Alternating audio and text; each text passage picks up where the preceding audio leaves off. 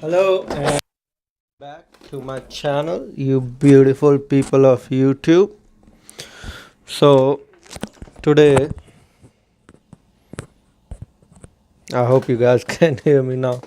So today, the video that I got for you guys is my final report of the RMAF 2018 that just happened the first week of the October.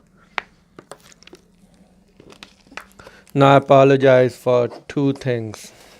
First is that I burned my mouth with some hot coffee, so my voice may not sound similar to you guys. And the second thing I apologize for is that this video is going to be a long one, and there's no way for me to make this video any shorter for you guys because there's a lot to talk about in this video.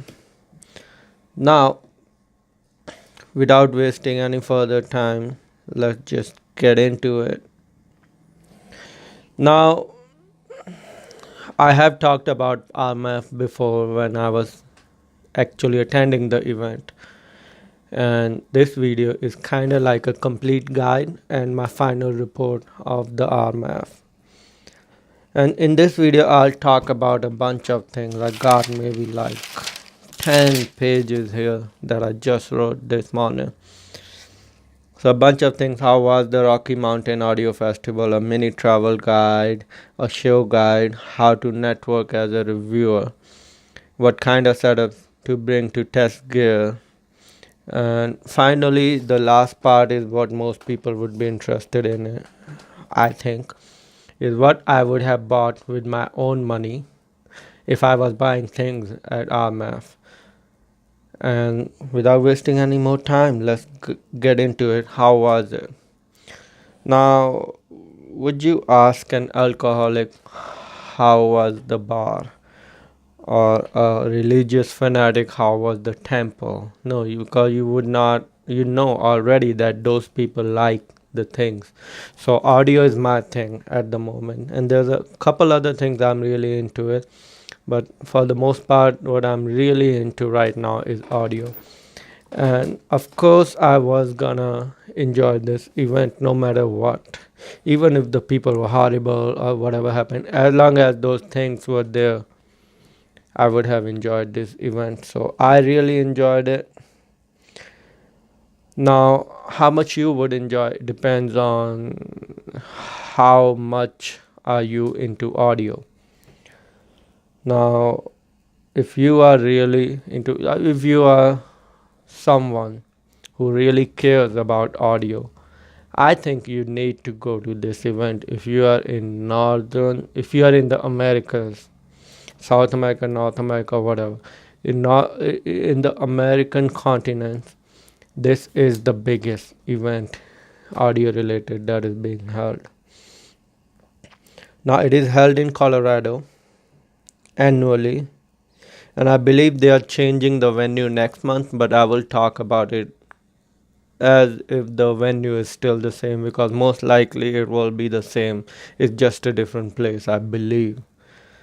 But anyhow, so the thing I want to talk about RMAF is that it is basically divided into two parts. At the lobby level, they have Can Jam going on, and if you don't know, Can Jam is where all the personal audio stuff is, like headphones, DAPs, headphone amplifier, DACs, all that stuff. And it is like a big hall, and all these companies have their booths set up. You can watch the video. I have actually live streamed a walk through Can Jam in one of my earlier videos. I will link it down below, and you can watch the video to get a general idea of what it was like. Then right next to there was like a few other rooms that were not as big but smaller one, where the talks and discussion panels were going on.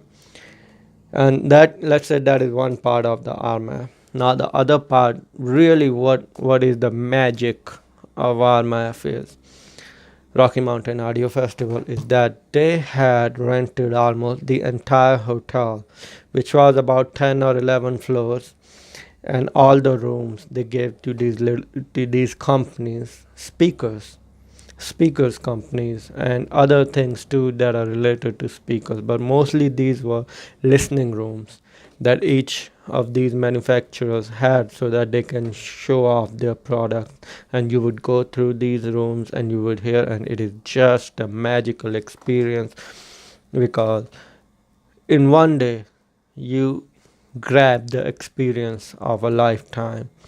And not all of these are good, but some of these things are magical. Just that experience of going from top down, top down, top down, just that experience, that activity of going through these things is magical. And some of these rooms had like $500,000 worth of stuff, not even kidding. So it really is a huge event and enchanting experience, really. Now, moving on. Now, before it is a sensory experience too because you're going through these rooms, right? And you're hearing some sound there, some sound there.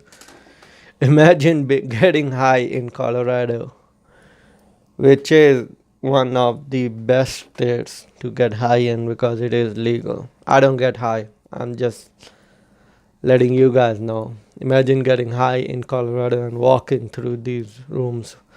What it would do for your brain and your ears is just amazing. Now, moving on, let me give you a mini travel guide about the RMAF. Now, I will mention again that I'm talking about it as if the venue is still the same, but it will not be next year most likely. So, now the biggest mistake I did personally is that I got a room next in the to the hotel in which the RMAF was being held at, and there was no reason for me to get a room there.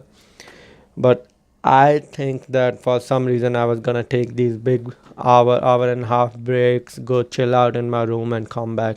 That did not happen at all because I did not have time at all to check everything. So, the first thing is that you do not have to get a room close to where RMAF is being held. You are going to Denver in Colorado, which is the name of the city. You will want to explore Denver as well. And so the way it will go down is like the RMAF, usually there are different hours but not so much. Usually there's a difference in what time it will start. Sometimes it is 9, sometimes it is 11, but most likely during the day you will be at the RMAF, and until 5 or 6 you will be at the RMAF. And the food in the hotel is actually pretty good, so you do not need to leave the actual event to go eat either, because there are food trucks, there is a good bar in the hotel. What you need to do is to get a room as close to the downtown of the Denver as possible, so you can, during the day you can attend the event, and during the night you can check out the bars. And Denver is known for its microbreweries. It has some of the greatest beers in America, so you guys can check out those beers during the night and have some fun at the event during the day. Now, the mistake number 2 is that I actually flew. Now, this applies more to the press than it applies to the attendees, but regular attendees, non-press attendees. But the thing is that I flew while I could have perfectly taken my car and drove to Colorado, but I just didn't want to do it because I'm lazy. It is a 10-hour drive. Now, this is a mistake because, first of all, I'm closer to Colorado. There had been people driving from East Coast. I'm in Nevada. It wasn't that far from me. But the real reason why you will want to drive, if you can, if you live in United States, is because when you attend the event, you might find some things you want to buy. There are some things that have like these discounts going on, and you don't have space in your luggage to carry it back home when you're flying. So either you will have to pay for extra luggage at the airport, which is a complete rip off. But anyhow, as a member of press, they also sometimes want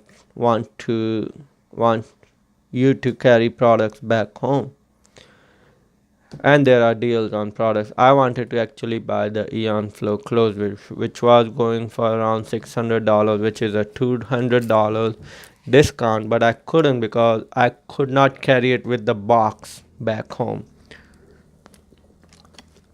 So I would have to leave the box, would have had to leave the box and carry it back home, just the headphone itself, which I don't like. And so that is the reason why you want to drive, because you will want to carry some stuff back home.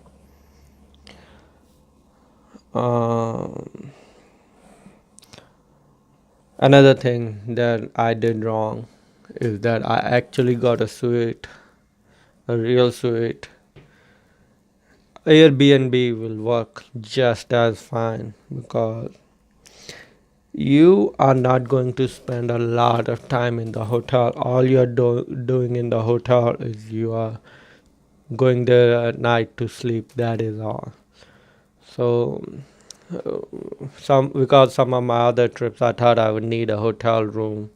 You don't. Airbnb will work just as well and save you money. Now that was a mini travel guide. I think I covered all the things. If you guys think that I should mention some things I'm forgetting right now, do write it in the comments and let other people know. Now let me give you a mini guide on the show itself. What you want to carry. Now you do not need to travel heavy. There were dudes there with Cod Higo, big ass headphones. There was one dude who had a orange Bear Dynamic headphone he was carrying around everywhere. And that doesn't work out because here's the thing. As far as your listening gear is concerned, what you need is an IEM, because the IEMs will block out the floor noise the best, especially if you got a comply tip on it. If you got comply tips and you got an IEM, that is all you need to test gear like DACs and amps at that show. Now some of you will think, alright, if I bring an IEM, some of this stuff is powerful, it might blow my IEM up or destroy it. All you need is an attenuator, whatever it is called. I'm not pronouncing it right, but IE match from the iFi is one of those, but you can actually get one that lowers the ohms, and what it does is basically reduces the power going into your IEM. So IEMs are the best for testing gear at that show. An IEM like an Andromeda with a comply tip and one of those attenuator, if you need it, will work best. Now as long as testing headphones goes at these shows, this is another mistake I made, that I did not bring my portable amplifier.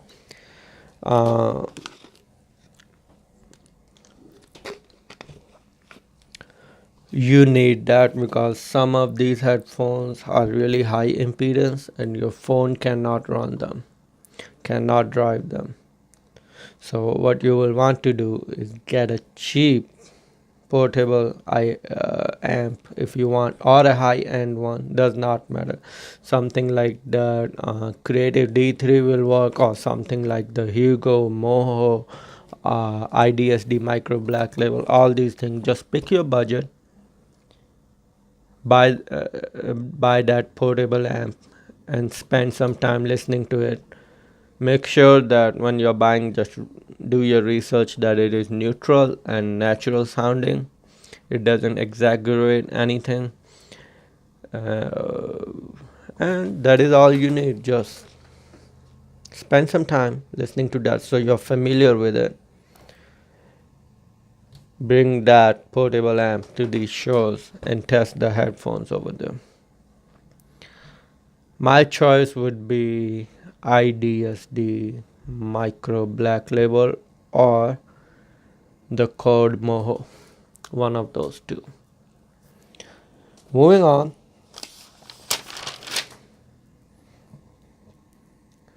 About the files. If you do not have FLAC, if you generally do not carry high resolution files on your phone, I advise you to get a Tidal subscription just for the show and make a playlist of the songs that you know, so that you have high resolution files ready on your phone to go. Tidal is actually not the best because they don't offer their master albums on the mobile, but FLAC is the best. FLAC, DSD, whatever it is. You cannot do that, carry Tidal.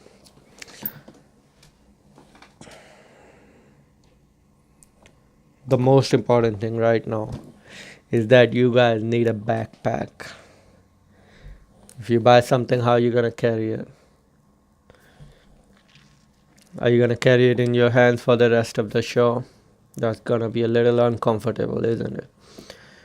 So have a backpack on you. I carried one all the time. I actually won a headphone. I won a couple things. And I got some couple things too. So, you do need it. Especially if you're a press member. And especially if you're an attendee who has an intent to purchase the gear. Now, how to do the actual show itself. And this will depend on you entirely. I did not have a lot of experience in high-end speakers. So the way I did it, I spent one day at Can Jam and I spent 2 days just listening to those speakers. I would say it more like 1.5 and 1.5 because I had to go back to Can Jam to check some other things out that I forgot. But the show as it is, it's not enough time to check everything out. I mean, it's just not possible. They got 3 days. I think the show should be 5 days long, 2 days at Can Jam, 3 days at speakers. That's how I would do it. But depending on your experience and what kind of experience you want to acquire, you will want to do it according to that. Either you gotta divide it. Either do 2 days Can Jam, 1 day high-end speaker, or 1 day Can Jam, 2 days high-end speakers. Do not miss out on either of this stuff. Not getting to those lectures and discussion panels are fine. Those ideas just float around the forums all the time. Although if you can get to them, it is great. But do give it a consideration what you are actually going there for. Now, how to network as a reviewer? Now, this is something I saw a lot of press members, especially independent people, not doing very well. And some people actually from major publications too.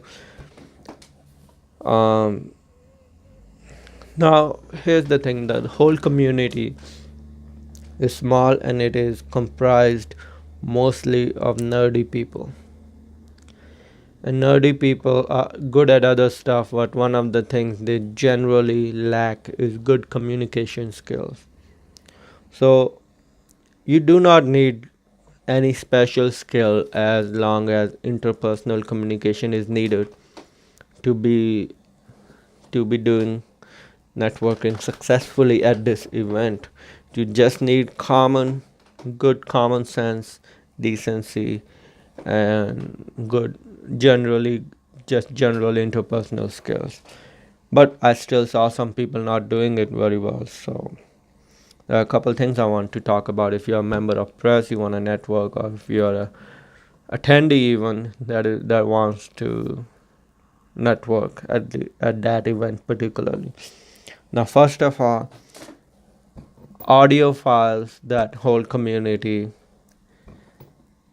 It is a very opinionated community. Stuff like high-end cables, rocks, all that stuff. Even the headphones, performance, price brackets. There's a lot of hostile discussion going on all the time, and people have their opinions made up on certain subjects. So people think it is nice to be people think it is okay to be not nice to people. So the first thing I want to tell you, if you want to be you want to do networking successfully at that show, is just the most commonsensical thing ever, which is to be friendly. When you walk up to these booths, just carry a smile and go, "Hey, how you doing today? Nice to meet you." That is all. That is all you need to win these people over. And being friendly also means keeping your, I'm not saying keep your opinions to yourself. When somebody asks you how their product is, give them an honest opinion. Don't be an asshole about it. Still be friendly even if you are giving them your honest opinion if the product is not so bad, and keep that negativity out of the picture. Be nice to everybody over there. Second thing is carry a business card. When you're done listening to the product, talk to the representative, exchange cards. You'll need about 100 is a lot, maybe about 50 is what all you need, but 70 cards, 70 business cards, as long as it's got your name of the publication, and your email address on it, you are good. So to summarize it, be genuine, be nice, and carry a business card if you want to network. Now, this is the thing I think everybody was waiting for, what I would have bought with my own money at this event. And I was thinking about doing my favorite product, but there are two problems. First of all, I have already done that when I was live streaming from the show, which you can check out on my channel, again reminding you. Second is that if I were to tell you my favorite products, there would be too many of those, and this video would be way longer. So let's just go with what I would have bought if I was spending money for each category. The first thing is the Abyss DIANA Phi headphone, and the category I'm picking it in is open back full size headphone. Took a picture of this headphone, actually a pretty nice picture. Let me see if you guys can actually see it.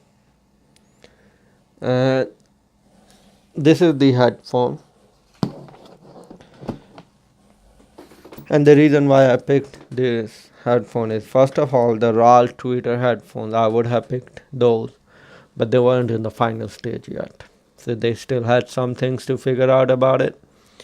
Number two, it came down to Abyss AB1266 Phi and DIANA Phi. The first day of the show, I listened to the 1266 Phi and I was blown away by it. I was so impressed. And that day I did not spend too much time with Diana. And the last day of the show, I actually went back and I listened to Diana. I sat down and spent some time there. And I AB'd both of them back to back. It is so interesting. The Diana has the same driver, just 3 millimeters cut off of the driver to put it in the small chassis. 1266 is a big headphone. No headphone I have ever seen is that big. It just goes on top like that, like it's something that belongs from 70s, but it is incredibly engineered. And the guy had paint on it that was so strong that they needed a diamond cutter, a cutter with a diamond on it to cut the paint off of that. And the Diana has so much engineering going on too. And I understand these headphones are $4,000, but I'm a cheap guy too. I'm a budget audiophile, but I'm telling you right now, Diana and AB1266, they are both worth the money in my opinion. And a lot of people are gonna get pissed off about that, about me saying that, because a lot of other reviewers on YouTube have said that, okay, this sounds good, but does it sound $4,000 good? In my opinion, not only does it sound $4,000 good, it also is machined and engineered like a $4,000 product. And compare it to the high-end speakers at the show, some of those were $100,000. This is a bargain if you compare it to the speakers. But still, I understand it. It is way too expensive, and a normal person would not buy it. But if I was spending my money and it wasn't an issue, I would have bought this headphone. Not the 1266, because here is the thing. What I heard in DIANA Phi when I was ABing those two is that it has better balance and smoothness, especially in highs as compared to the 1266. Not to say that 1266 is worse. 1266 is actually technically better than Diana, but Diana is an overall better headphone. It is more portable. It beats Diana in every category, including the sound too overall. But the only thing that it doesn't beat 1266 is in that intensity, that air pressure when it hits your ears, that kind of impact and intensity is what 1266 has over Diana. But maybe by 7-8%, maybe 9%, maybe 10%, less than 10% for sure, 10 or less. So still, to me, Diana is a better headphone. Excuse me. So, and I would have bought that at the show. Now, moving on to the closed back headphone. This was a tie between GMF EIKON and the Mr. Speaker's Aeon Flow Close. And you would be okay buying either one of those because they both are great closed back headphones. There were not a lot of good closed back headphones. Focal had one that they debuted at the show and I did not like it. But EIKON, the thing EIKON has going on over Aeon Flow Close is that it has, because of the wood cups, I think it has a natural sweetness to it that will cause you to have more enjoyable experience overall. What Aeon Flow Close has over EIKON is this dead ass accuracy and a great analytical set of headphones that you can also enjoy music on. It's not like it is not motorcycle. It is not as bad as some of the other reference headphones, but for a closed back headphone, this is as good as it gets right now. EIKON or the Aeon Flow Close. I would spend my money on GMF EIKON. I just like that whole wood thing and the natural sweetness to the sound. Now I have chosen a $3,600 IM. I mostly review products that are nowhere close to that. And the IM is called Tia Fourte by 64 Audio. It got real close between Tia Fourte and Andromeda S from the Campfire, which is also a new version of the Andromeda. And they were pretty close, but not really, because there was one thing that was sticking out that was so better that Tia Fourte did over Andromeda, and which is the what I call it is the emptiness between spots of sound, and in industry they call it the blackness. The headphone that does it the best is the Sennheiser HD800S, because if you listen to Sennheiser HD800S, what you would notice is that all the individual sounds are so far apart from each other. There's like this space between the instruments. Okay, let me explain it this way. So what instrument separation is that? If you imagine, if you got a band playing and you're hearing it through your headphones, the instruments are far apart from each other, like in a band, so you can pick out where they are coming from. So you got drums over here, a horn over here, a flute over here. What that blackness is, that this space in between two instruments, like let's say these are two instruments and there's this space. None of these instruments are bleeding into this space. This is called blackness. So that space, if you still hear a quiet in there, that is called blackness. And if a headphone does it very well, example ADX 5000 by Audio Technica, HD 800 by Audio Technica. If a headphone does it very well, I really enjoy it. And Tia Fourte did it, probably because of the tubeless design. This is actually the world's first IEM multi-driver without a tube. So that is something that is going on for it. All the other categories, there were some categories that Tia Fourte did better, there was some that Andromeda did better, but I would pick Tia Fourte. I liked it. Now the last category, not the last, but second last category I want to talk about is the DAC amp, portable and desktop. I was gonna pick different items for each of these categories, but there was one item at the show which is called Sony DMP-Z1, which is designed by this genius Japanese dude. I forgot his name, but he did not speak English very well, but he still explained it very well to me. And I think I have it here. I have. This is the item. And this is the size of a regular desktop amp, like a big full-size desktop amp like NFV11.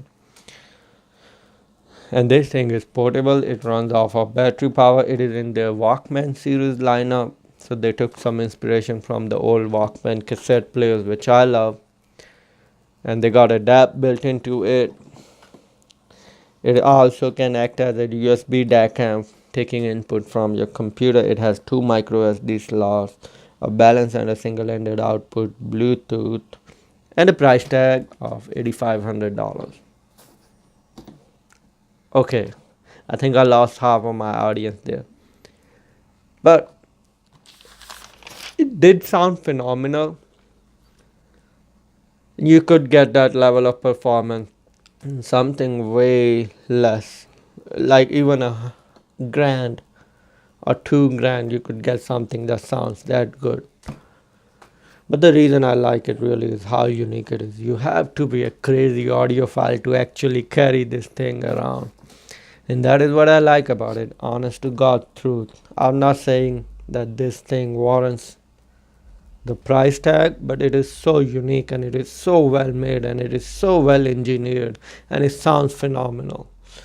So I wouldn't have minded buying it.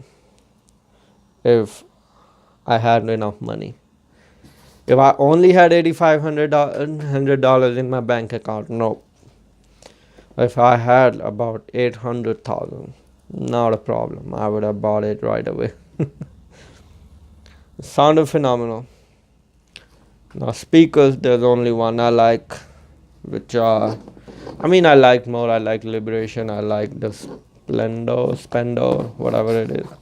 But these Boressen, you could see the speakers in the background. These are floor-standing tower speakers. They're designed by this dude. This dude is a gangster, really. Danish company, and he was just one of those people that had this passion when they talked about their products with you. And yep, that is it. Show you some more photos if you want. This is the EIKON I was talking about. BORESSEN DMP-Z1.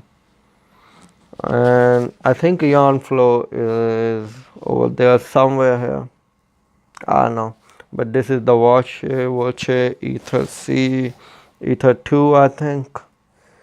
And yep. So that was the video, my final and complete guide and report to the RMAF 2018 October that happened in Denver, Colorado. And I'm signing off. If you have made this far into this video, there's one thing I would like to ask you, which is to subscribe and hit that notification thing. I'm not asking you to like my videos or share. All I'm asking is subscribing. That's it, because there is more content that will come in the future. If there is anything that you guys think I should have covered here that I forgot, be a darling and talk about it in the comments. And that is it. You guys have a great weekend. I love ya. This is me signing off, Milkori Phi, your homie.